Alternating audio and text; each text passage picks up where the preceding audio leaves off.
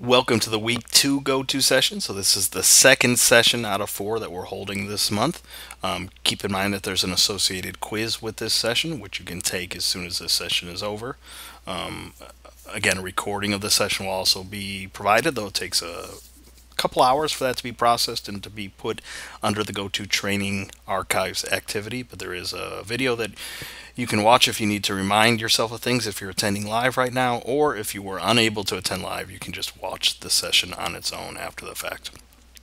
Okay, so we have a lot of stuff to cover today. It's mostly in preparation for this week's assignment, the planning a solution activity. You can see that it's right here. Okay, so this is what we're working toward. This is due on Sunday. Again, everything is basically due on Sunday except for the quiz that's associated with this session. That's due on Thursday, but everything else is due on Sunday, including the McGraw-Hill stuff. Keep in mind, try to keep up with that. I was happy to see that most people were, so that was awesome. Those are easy points, right? So if you just keep up with the very, very short readings that are assigned every week, and most importantly, to complete those interactive modules, because you do receive grades for those, and they just get graded on completion. So those are like the easiest 100% you can earn. And if you complete all 4 of them for the month, that's an easy 16% worth of your grade. That should be a solid A. But mostly we're going to be working toward this assignment number 2, which is called planning a solution. But I need to provide some grounding information first before we work our way up to this activity. It's not a terribly difficult activity. You'll be creating what's called a brief, which in some ways is similar kind of to an outline. It's just a little bit, I wouldn't say more complicated, but it has different rules than a typical general outline would follow. But I do have an example to show you. So you'll finish this session without any confusion about what you need to do. But essentially, that's the gist of it. You'll be creating a sort of sophisticated outline that does more than a typical outline would do. Okay, so let me go back to my presentation thingy. So here's what I want to cover for today. Reminders, I've already mentioned one of them. Okay, so keep up with the McGraw-Hill stuff. I do want to get into the different ways you can appeal to an audience, because I want to give a big picture sense of what we're working towards. So week 1, you identified hopefully an industry, a specific industry problem or concern. Okay, one that's provable, that's concrete, that can be backed ultimately, eventually by research, and we'll get into that this week as well. Research, what research is, how you need to conduct it.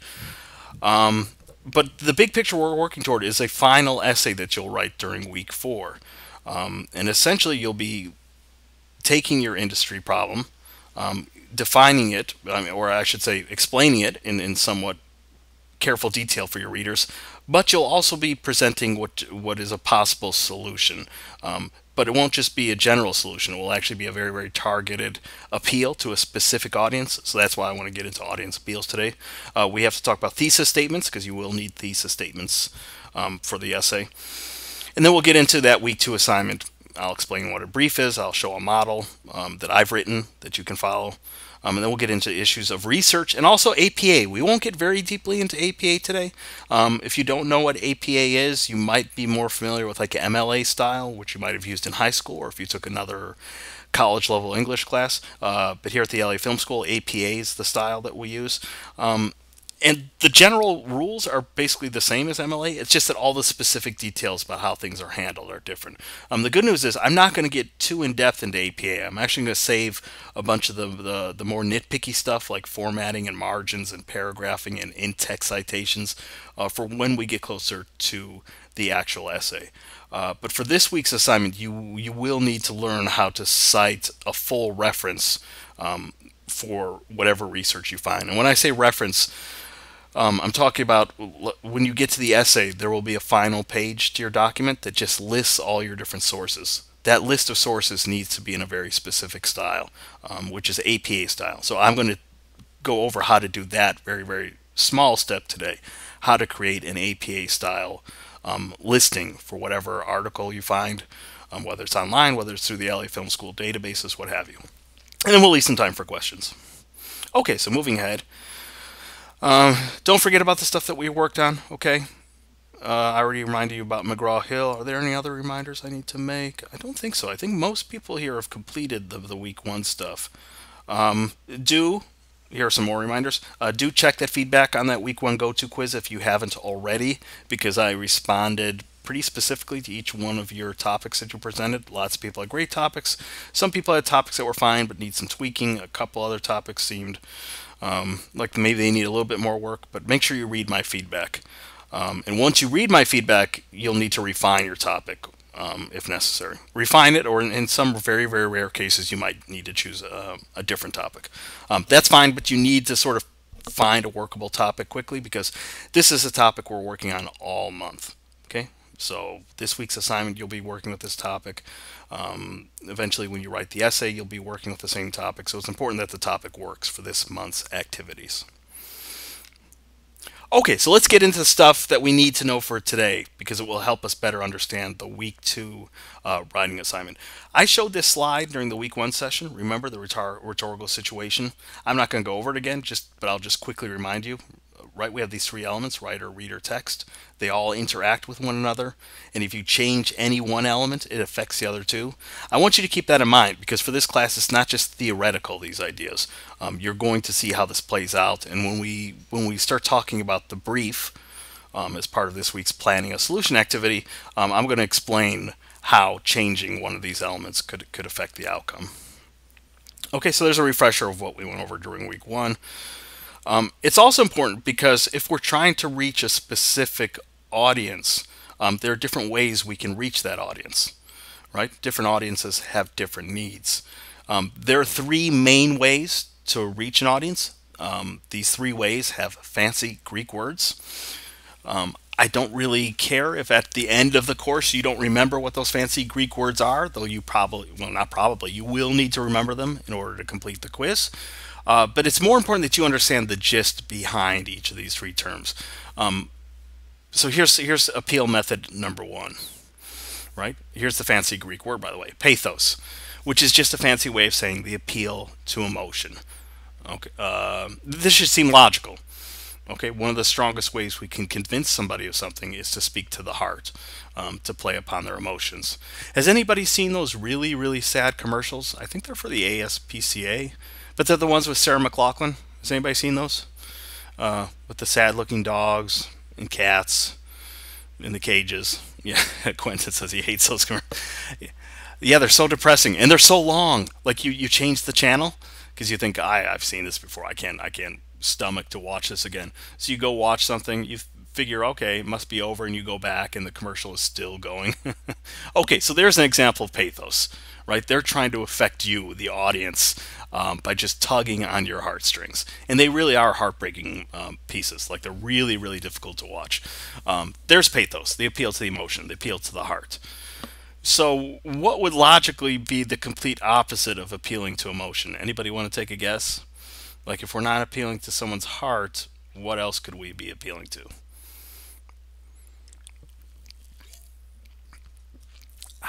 Took a sip of my Diet Coke. Any ideas? What's the complete opposite of emotion, do you think?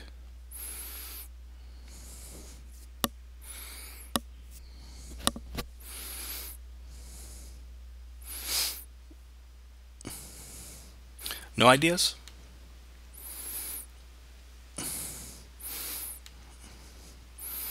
Okay, I'll take the silence as okay, good. Taylor jumped in. Yes, logic. And actually, logic is pretty close to the Greek word, logos. Okay, they appeal to logic or reason. I could add the word reason there. Think of like Mr. Spock in Star Trek, or Data, if you like Star Trek: The Next Generation. Okay, so we can reach people through the heart, but we can also reach them through the brain. So pathos means, yeah, we draw on emotions, and we can do that in a variety of different ways. We can tell a personal story. We can share a really moving example. If it's visual, like those commercials, we can show really powerful images. Logos is actually our desire for like facts, statistics, right? The things that the things that convince us if an emotional appeal by itself isn't enough. People typically respond to a variety of appeals. So this week's assignment will be some practice in doing just that. But you know, some people tend to be maybe slightly more persuaded by one type of appeal than the other. I would say I'm pretty much split between pathos and logos. Like, I can be equally moved by emotion or logic, but there's a part of me that really, really appreciates like hard facts, statistics, proof, evidence. Okay, that's logos.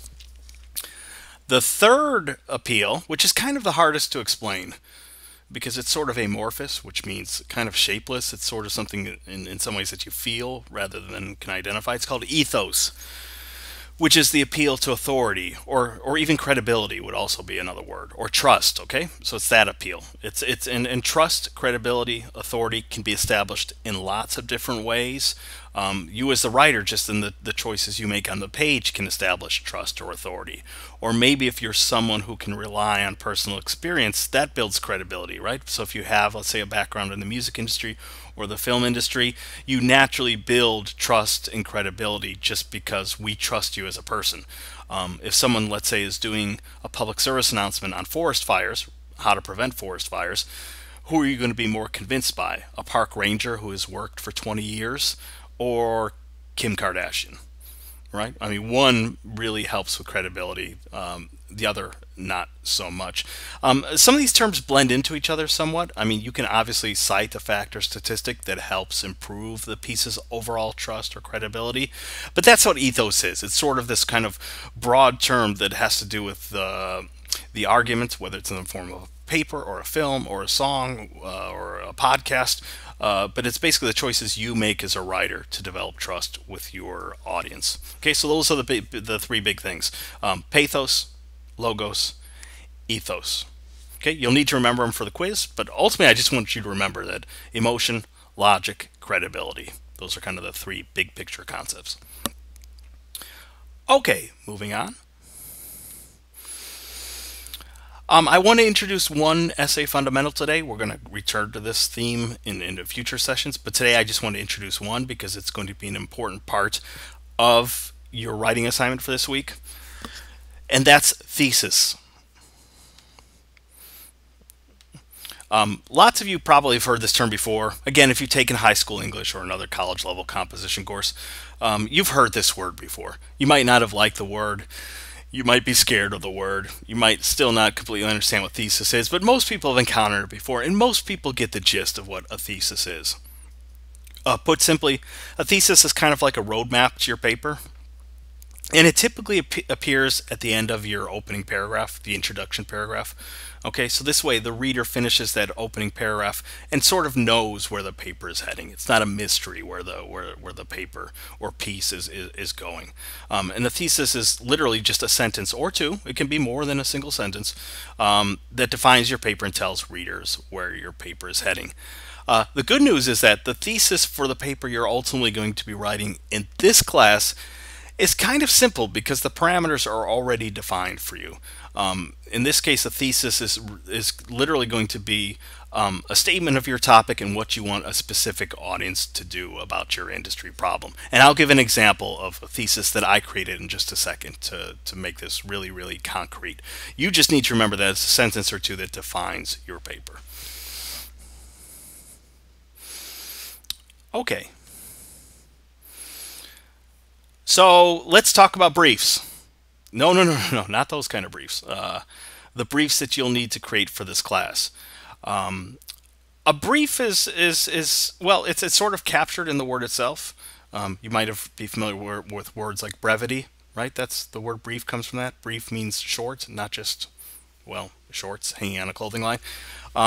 So this assignment that's due Sunday is you'll create a brief, which, if you're not familiar with briefs, that's fine. There's actually a page number on the McGraw-Hill textbook that you can look at an example. I've also modeled an example that I've uploaded as an asset that we're going to take a look at in just a little bit. So you have lots of examples to look at. One from your textbook, one that I've uploaded to the activity itself. So you won't be lost in terms of what you need to do. Essentially, it's similar to an outline in a lot of ways. What we're doing is we're taking the process of writing a paper and breaking it down step by step. So last week you just chose a topic, okay? That's all you pretty much needed to do. This week we're actually going to establish the sort of framework for your paper. So when it comes time to write the paper in week 4, you already have everything set up. You just need to fill in the actual text, but the structure is set up for you. That's what the brief is going to do for you. Now, I need to take a step back, though, before I show an example of a brief and explain in more detail what it is. by talking about research, okay? Because there is also a research requirement for this week's assignment, because I want you to already begin looking into your industry-specific issue somewhat carefully. So let's talk about research.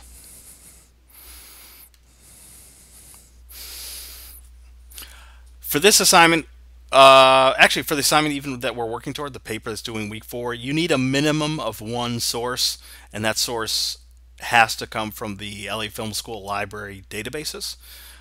That's a minimum, by the way. And actually, the good news is for this week's assignment, the brief, I'm going to ask you to find 3 different sources. So the great thing is that you'll easily surpass the minimum just by doing this week's assignment, because just one source is kind of a little bit thin. But yeah, you'll have to find at least 3 for this week's activities. But I want to talk about like the nature of research, because sometimes it can be a little bit confusing about research and what that means. I mean, you think you know what it means, but listen, I was young once. I'm not anymore, but I was in college once, a long, long time ago. And I remember what it was like. You're busy, okay? Lots of you have full-time jobs, you have families, you have children. I've been there too, right? So when you hear that an assignment requires research, sometimes students think, oh, you mean I just need to go find a quick fact and throw it into my paper? Or, oh, I just need to go find a quotation and grab it and drop it in somewhere. That's not research. That's you just finding something to throw in your paper. And I don't say that to be mean. I say that because, you know, sometimes we're short on time. Sometimes we don't fully understand what research requires. But that's not research, okay? Research, in my mind, is like joining a discussion or a conversation. Think about if you're attending a dinner party. Okay, not a keg party, not a wild, out of control party. You know, a dinner among friends or family. And let's say there's a group of people having a conversation. Chances are you're not going to jump right into the conversation, especially if it's on a topic you don't know much about. You'll probably hang out, listen, eavesdrop, see what other people are saying, and then when you're comfortable, you'll join in. Ideally, that's how research works.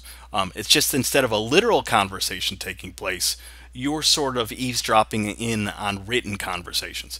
Because no matter what topic it is that you've chosen, probably other people have already written about it. Other people have already started talking about the subjects that you are going to be exploring. So part of your job is to sort of listen to that conversation, not jump in automatically and start speaking. In this case, that would be the equivalent of writing. You're going to hang back a bit. You're going to read. You're going to find out what's going on. You're going to look at what other people have already said. And then when you're comfortable, you'll join the discussion too.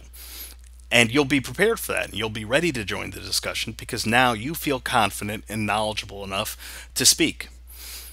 Again, we're talking about an English class, so it's not literally speaking out loud. You'll be speaking on the page. But if you don't do research, that's just the equivalent of you just jumping right in and shouting out your opinions and sharing things before you're ready to. And that's not what we're working on here. So if you keep in mind that research is like joining a discussion or a conversation, I think it will help you reorient your way of looking at things if you weren't already. Okay, so running to find a quick quote or a quick fact, that's not joining the discussion. So keep that in mind. Now, I think I want to change gears and talk about where you find the LA Film School Library. Okay, here's the address, portal.lafilm.edu. So I'm going to go there right now and show you some things. Okay, I think I already have it open. You all know how to get here? Okay, I mean, I just shared the address. So if you don't know it, be sure to write that down or take a screenshot or do something, portal.lafilm.edu. I'm already in, so this is what you see on the main page. And you can see, actually, I think this was the main page. Yeah, here's the main page, and you just click on LAFS Library.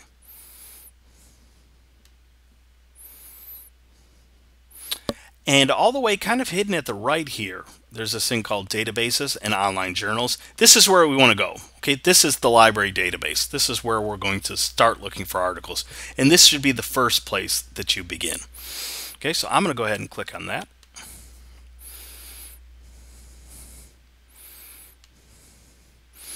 You can see that you have a lot of databases at your disposal. Academic Search Elite, Business Source Elite, Regional News, and so on. Most of you will probably start with the very first option. Okay, so Academic Search Elite, it's the most comprehensive. It's probably the best place to begin, but don't rule out some of these others. I believe that once I go in here, I actually have the choice of also selecting these as I do a search.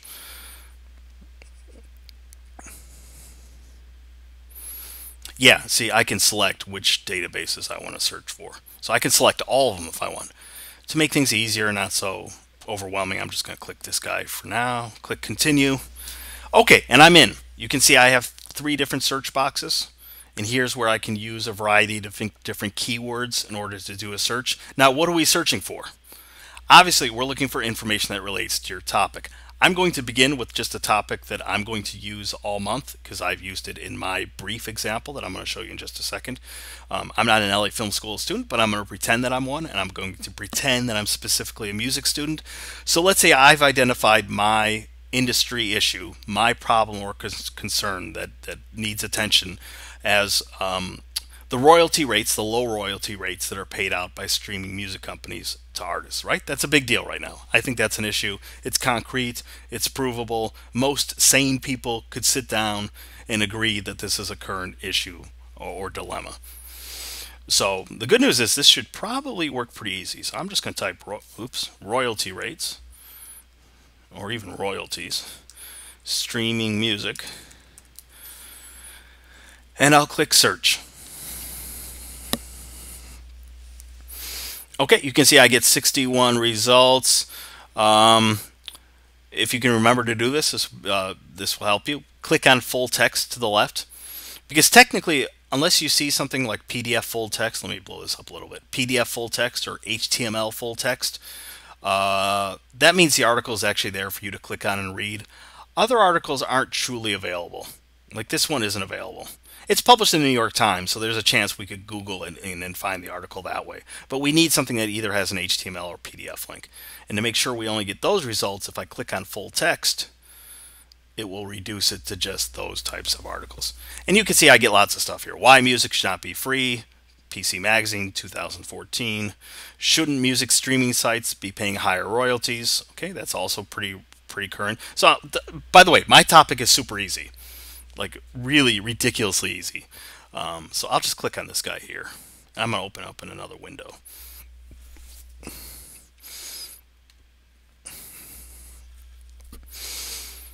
Okay, so here comes my article. And now I can read it and decide if it's worthwhile. Right? I want to judge the article, how in-depth it is. Is it convincing? Are there parts that I would either like to quote directly or ultimately cite facts or statistics from? But okay, let's say I love this article. Great, I found my one LA Film School article. Now, this might work incredibly well, or it might just crash and burn, but it would be nice to try someone's topic right here now. So of the people in the room, Danica, Jennifer, Quentin, Taylor, anybody want to remind me of what topic you're working on this month? And we'll try it in real time now and see what we come up with in the database.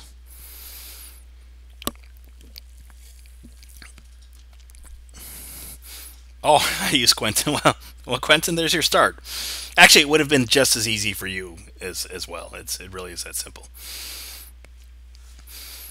And you can play with keywords too. Like, let's say you already know, because Taylor Swift was in the news a lot, that you specifically want to find something about her, right? Taylor Swift and Spotify. Okay, so we get lots of articles about that. So there's another trick too, is that some of your topics won't be as easy as mine. You might not get awesome results. It might take you 20 minutes, 30 minutes, an hour. And the secret is playing around with the different keywords, sometimes doing a targeted search for a certain angle that you know that you would like to deal with, like the Taylor Swift example. Nobody else wants to share their topic with me so we can try it out in real time? You also have this activity this week called Refining Search Terms. You just click on that and there's a kind of long reading. It covers more than just databases. It covers how to do searches in Google and all that. But you do have some help here. But the secret, yeah, is to try to vary your keywords. If you come in and just type in the first line, some long, complicated sentence, don't expect great results. Okay, so try to limit your searches to very, very specific words. If those words aren't producing results, think of other words that could stand in for it. So those are some tricks of the trade. Okay, nobody else wants to share what topics they're working on, so we can't use that as an example. I hope I haven't lost people. Okay, so let's move forward. If nobody wants to share their topic and try out the database, you can try it out in your own time. By the way, 2 of your quiz questions kind of relate to the LA Film School Library database. One of them specifically asks you to go to the database and search, so you will have to do this on your own to complete the quiz. Okay, I'm going to save this because I actually want to come back to this and show something. But let's start talking about this week's assignments. Yeah. Okay, so this week we're working on something called assignment number 2, planning a solution. Yes, you've all picked industry-specific topics, concerns, issues that need awareness. Okay? But that's only kind of part of what we're working on. We're also working on coming up with a solution. It doesn't have to be a grand solution. It doesn't need to be a cure-all. But it does have to be a dedicated message to a specific audience, asking them to do something.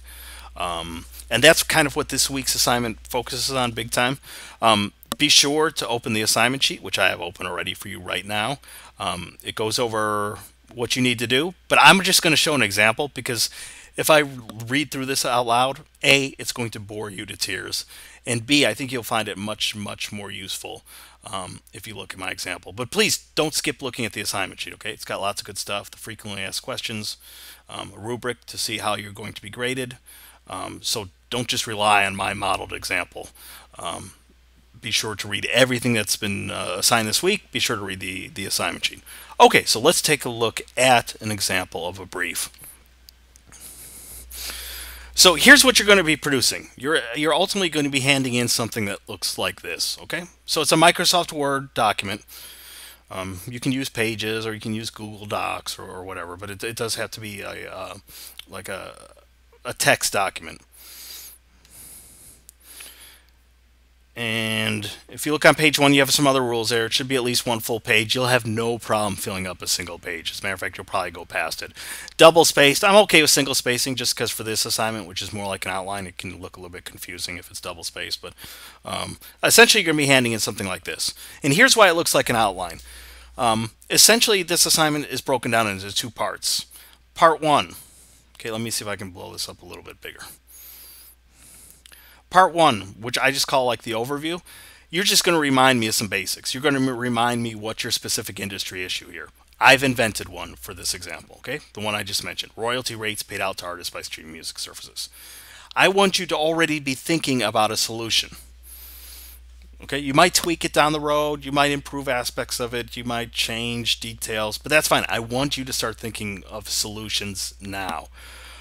Here's my solution, okay? Here's my problem. Royalty rates, low royalty rates. Here's my solution. Music fans need to be encouraged to purchase monthly subscriptions to streaming music services. I've included a note. You don't have to include a note. This is just for your benefit. This is a small solution because personally I like smaller, more feasible, more practical solutions. Your solution can be larger. I mean, I think they tend to work better when they're more practical. I mean, after all, I'm not going to be able to fix low royalty rates overnight. You're not going to be able to fix issues with music piracy overnight. I forget what other topics you're working on, but typically there's such sort of big issues that maybe a grand solution isn't the best strategy. But this is your paper, not mine. But notice that my solution is actually pretty small. That music fans should consider purchasing monthly subscriptions to places like Spotify. My thinking is, okay, maybe that's not a grand solution, but if more people would spend the $10 on a monthly Spotify subscription, then the companies would start seeing increased revenue and maybe they could pay out a little bit more to artists, okay? So there's my solution. Next, you'll identify who you're trying to target with this message. So for me, it's music fans themselves. And that's why I stress the importance of that rhetorical triangle way back at the beginning of this session, because it could be a completely different audience. I could try to convince the streaming music companies themselves to pay out higher rates. I'm not sure that's the most practical solution because the companies would just in turn say, we can't afford that. But okay, I could make them my audience. Or I don't know, I could make the audience the music artists themselves, encouraging them not to put their music on streaming music services. But if we think back to that rhetorical triangle, right? Reader, writer, text, where you change any one element and it affects the other two. If I change this target audience, a lot of these things are going to change as well. And even the choices I make as a writer, in terms of my arguments, in terms of the way I present information, that would probably change too. That's why it's really, really important to think about audience, because you do have to have a specific audience in mind and a specific solution. Okay, so there's just part one, general stuff. What's your problem? What's your solution? Who do you think you're going to try to reach with this message? Jennifer asks a good question. How simple can the solution be? Jennifer, you want to remind us what your topic is? I see that your hand's up. I don't know if that means you are comfortable speaking out loud or if you prefer to type in the chat box.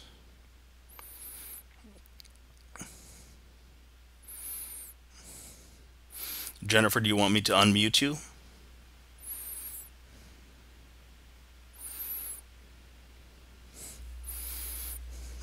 Okay, great. Okay, go ahead.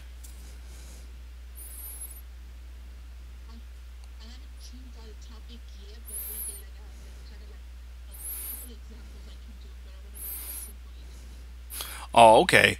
I mean, this is your paper, not mine. So, look at my topic, the royalties paid out to artists, right? You understand that topic, right? So, yes, I could come up with a solution that just tells the music companies, hey, start paying more. And yes, that would be a solution. But, I mean, to a certain degree, it's personal preference. I'm not crazy about that solution because it seems almost too simple and too unrealistic. But that's just me. I would much rather focus on a practical step that a real person or a real audience could take. Maybe not to fix the entire thing, but at least to make the problem a little less of a problem.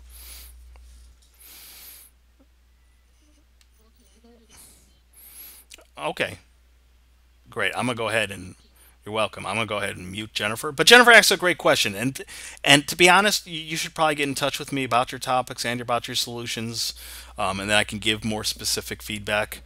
Um, Again, this is your paper, not mine. I tend to like practical solutions, and maybe you don't like my solution for this. Anybody hate my solution for the royalty issue? Okay, here's part two. Part two, we actually get into the brief, which is kind of like an outline. First, you're going to present your thesis or claim. Okay. The thesis is basically a restatement of your solution. It's just in a little bit more detailed terms. Okay, so here's my thesis. Remember, a thesis is a single sentence or two that defines your issue, and for this assignment, presents your what it is you want a specific audience to do. So here's my thesis. Though declining music sales cannot be reversed entirely, the industry can at least recover somewhat if more music listeners paid for music, specifically in the form of subscription music services. Okay, so this is a single sentence that I could see being the final sentence of what will ultimately become my introduction paragraph. And in a future session, we'll talk about all these things as well, like strategies for writing a strong opening paragraph, where the thesis needs to appear.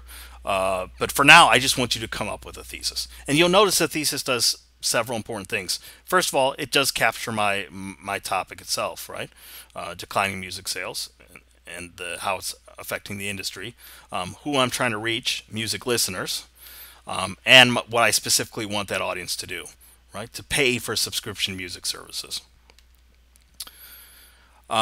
Next, you're going to come up with 3 different reasons, okay? 3 different points you want to make, 3 different angles that sort of support your argument for what you're making.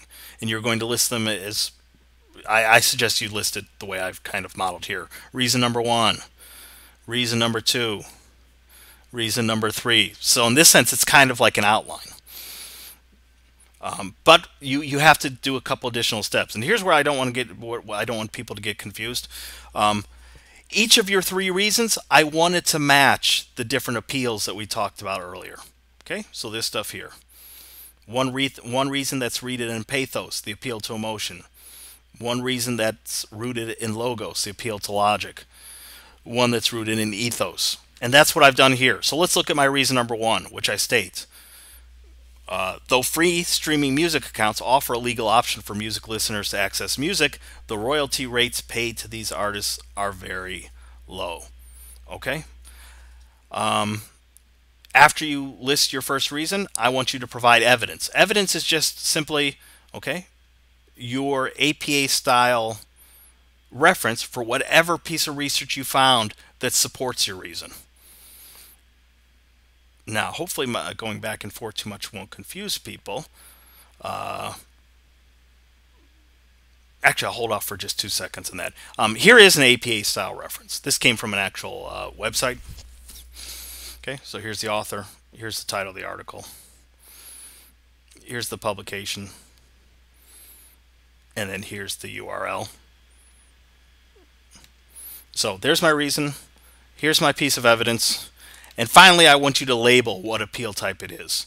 Here, I'm calling it logos because I would ultimately, this is ultimately rooted in, I think, sort of brain-based, logic-based argument thinking, okay? And I even put in parentheses my thought process here. You don't need to do that. You just need to literally put logos or pathos or ethos. You just need to label whatever your reason is. But here I'm trying to show why I think it's logos. And I say, for instance, an artist would need her or his song streamed 130 times on Spotify to equal one iTunes purchase of the song. Okay, so that's logos. That's just fact. That the royalty rates paid to artists are very low. Right? We all think that free streaming, hey, it is a legal alternative. You sign up for a free account on Spotify, no problem. There's nothing illegal about that. You love Taylor Swift Shake It Off and want to watch it 10 billion times on YouTube. That's fine. There's nothing illegal about that. But understand that that doesn't really help the issue of artists receiving more money for their work because ultimately you're not paying for it. So I label this as logos.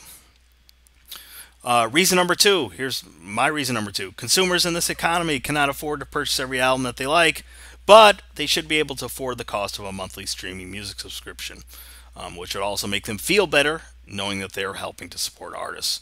Okay, I label this as pathos because I think I'm making mostly an emotional argument. Okay, I recognize that consumers right now are sort of caught between a rock and a hard place. On the one hand, who has money to go out and buy every single album that you would love to listen to? Okay, maybe some of you are independently wealthy, but I'm not. I can't afford that. On the other hand, if we only rely on free services like YouTube or the free accounts that Spotify or Pandora offer, that doesn't really help things very much either. I mean, the artist does ultimately get some money based on the number of streams, free or otherwise, that a song is played, but it doesn't add up to very much. So perhaps there's an in-between position we could take, not necessarily relying on everything for free, and also, you know, not doing things illegally. Pay the $10. So I think that's a pathos-rooted argument. I'm trying to make an emotional appeal that says, hey, spend the $10. You'll feel better, you'll be contributing, and it won't break your wallet, and you won't be breaking the law either, copyright law. Okay. Reason number three, artists deserve to be paid for their creative works. Again, by the way, I didn't do it for every single thing, so some of my evidence I still need to find and put in here. But anyway, I label this as kind of a combination between ethos and pathos. For example, if I use the example of Taylor Swift, who said a very, very similar thing, that artists deserve to be paid for their creative works, that's ethos because I'm establishing credibility. I'm citing a major, major figure in the industry. It's also kind of pathos. Like I said, some of these things sort of blend together. So try to roughly find one reason that's rooted in pathos or ethos, one that's rooted in logos. And if you can do that, you're doing a pretty good job. But let me go back to the database and show, okay, because right now I just have some placeholders, right? Because for each reason you're supposed to put here, instead of insert your reference, you need to actually have a reference, right? You need to have a piece of research that supports what you're saying. So let's say that article I found earlier, this one, let's say I love this article. Okay, look, it even mentions Taylor Swift in the opening paragraph. Okay, PC Magazine. Here's a little trick. And here we're going to get into issues of APA format, but just in terms of how to cite, how to list a source fully in APA format. You actually have a little helper here. This little yellow, it looks like a piece of paper. It's a citation icon. If you click on it, it gives you all these different style systems like MLA, AMA, Chicago, but it includes the APA reference. Right there, it is. Now, you have lots of readings for this week, including readings on APA. They're mostly in your McGraw-Hill readings. You also have this website called projectapa.info that's mentioned a couple times in some of your activities to check out. It's important to know how to do APA kind of on your own, but hey, use help when it's available. So remember that trick, okay? That to the right, this is only for the LA Film School library database, by the way. That if you click on this little yellow piece of paper here, you'll get the APA citation. It tends to make errors. For example, it loves to put author's name in all caps sometimes. That's not correct. It sometimes puts article titles in all caps. That's not correct. The APA rules for article titles are actually, we don't capitalize anything except for the first letter of the first word. I know I'm throwing a lot of stuff at you, but anyway, I can mostly take this citation. And let's say this article here backs up what I'm saying for reason number 2. Okay, so all you need to do is copy and paste that guy in there. I'm going to go ahead. Oops.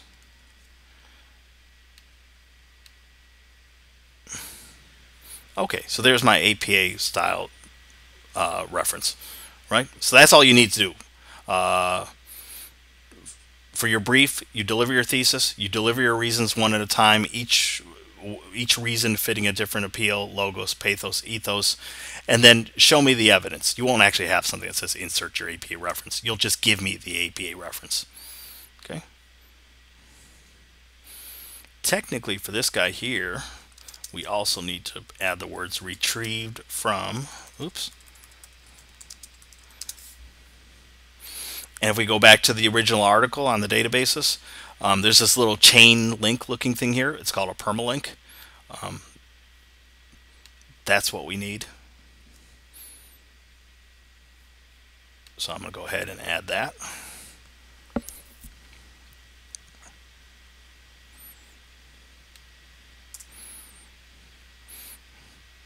And there's my reference. Okay, technically these things should be indented. A tab. But as long as you get like the main information correct, like you give me the APA citation, that's fine. And again, I've already done that here for you as well. You have that example to look at. And actually, technically, this should be double spaced. And the same rule applies if we look for something just online, just the old-fashioned way, right? So let me do something real simple again. Taylor Swift and Spotify. Okay, so I'll probably get 10 million results.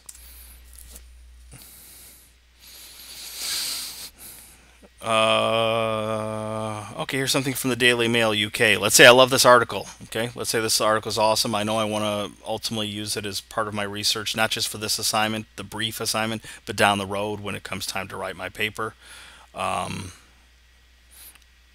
Okay, I have all the information I need. Author's name, title, year, 2015, and that's what I did here, for example, for this entry. Okay, there's the author's name. Looks like I left out the year. Okay, article title, name of publication, and then a retrieve from line just with the URL. All of your McGraw-Hill readings cover all this stuff. APA can seem frustrating because there really are 10 million sort of nitpicky rules. It's not as difficult as it sounds. So if you're worried now that, wow, he's doing this, he's doing that, he's copying and pasting from here, he's doing this, he's indenting that, he's double spacing, it's really just a matter of finding the model that you need to follow. So let's see if I can go in 2 seconds and go to the McGraw-Hill site. McGraw-Hill Connect. Okay, let me go ahead and log in.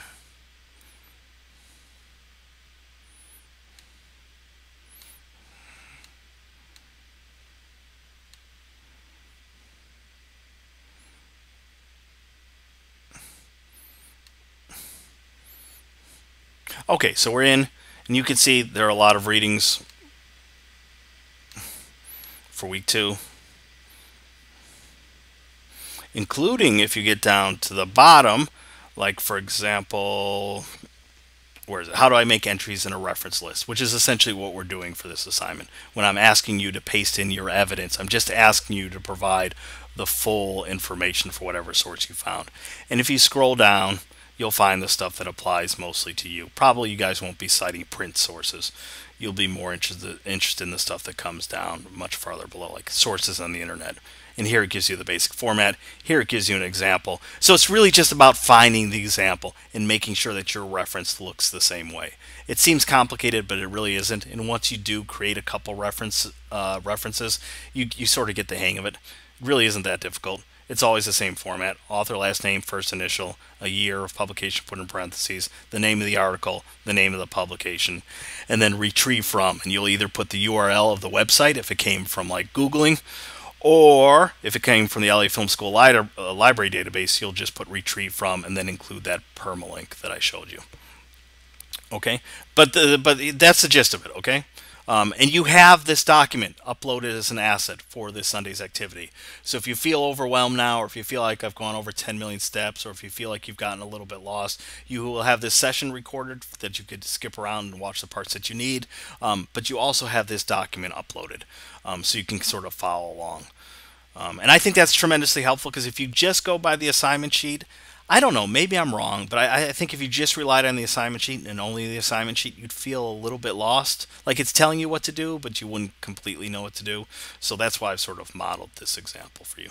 The great news is that if you go through these steps pretty carefully, you might see what we're aiming for, because then you have your eventual essay all set up, right? You have your thesis.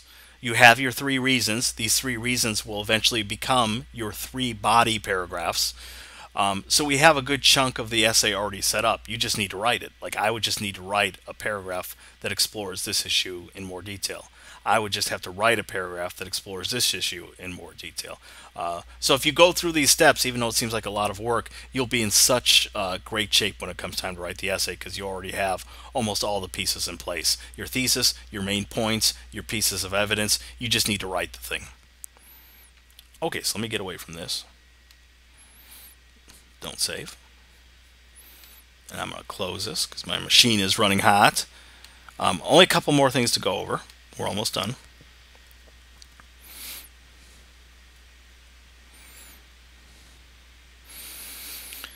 Okay, so APA style, it actually covers more than what we just went over. It also covers issues of layout and format, such as paragraphing, font, page numbers, header, but I'm not going to get into any of that until we get to the week 4 go-to session. When it comes time to those sorts of issues, we'll cover that in more detail. In-text citations, so like what happens when you actually need to quote something right then and there in your essay, or if you cite a statistic or fact, it needs to be cited right then and there. We'll also get to that closer to when it's time to write the actual essay itself. What we've done today is mostly shown you how to create references. So if you learn it now, you'll also be able to put your references page together in a snap for your essay. If you need more APA help, please either write down this address. I'm going to put it in the chat box as well. It's called projectapa.info.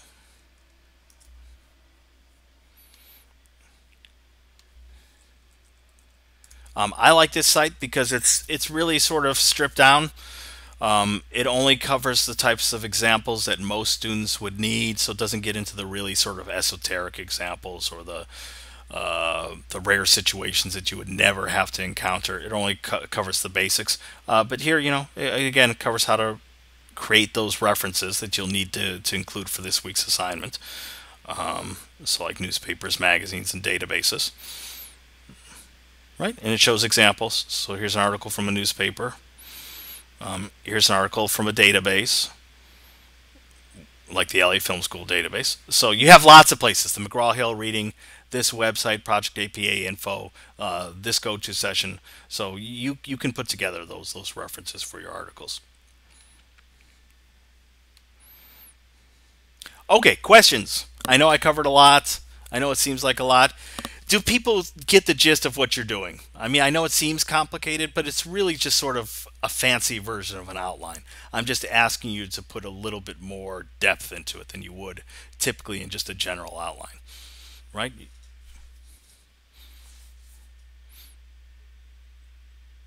So you'll remind me of your issue, you'll come up with a solution, you'll tell me who you think your specific audience is, and then you'll go just into more in depth, coming up with three specific reasons, hopefully that fit the three different appeal types: emotion, logic, trust, and then just sliding in a reference that supports what you say.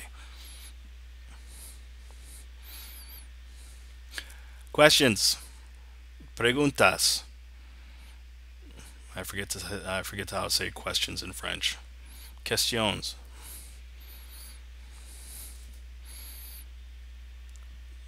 People can say yes, no, maybe so.